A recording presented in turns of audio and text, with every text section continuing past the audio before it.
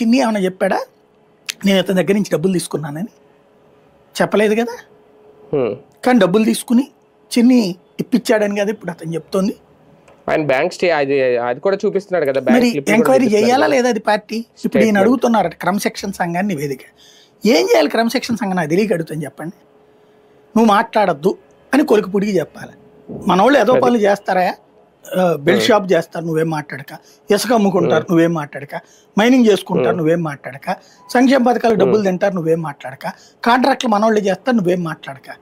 ఇది చెప్తారా? చెప్పానండి, ఇంకేముంది. అలాగా నువ్వేం మాట్లాడకుండా ఉండి అసలు ఏమీ జరగట్లేదు, రాష్ట్రం అద్భుతంగా ఉంది, నా నియోజకవర్గం అద్భుతంగా ఉంది, నా ప్రజలందరూ సంతోషంగా ఉన్నారు, చంద్రబాబు గారు కనబడితే చాలు అందరూ పూలాభిషేకం పాలాభిషేకం చేద్దాం అనుకుంటున్నారు అని అతనితో చెప్పించాలని వీళ్ళు అనుకుంటున్నారు. అది ఎట్లా సాధ్యమవుతుంది? ఫీల్డ్లో ఇవే కార్యకర్తలు తిడతారు మళ్ళీ అక్కడ.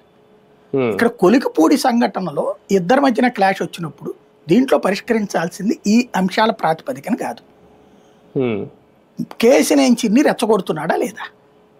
ఇప్పుడు కేసినేని నాని ఏం అడిగేవాడండి ఇంతకుముందు? ఎమ్మెల్యేలందరి మీద తనకు ఆధిపత్యం అడిగేవాడు.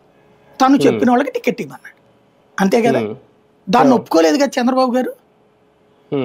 మరి చిన్ని కట్టించారు అట్లా అవకాశం. నాని చేసిన పాపం ఏంటి, చిన్ని చేసిన పుణ్యం ఏంటి? నాకు అర్థం కాలేదు అదే. నాని ఎన్నోసార్లు చంద్రబాబు గారిని ధిక్కరించాడు, చంద్రబాబు గారి గురించి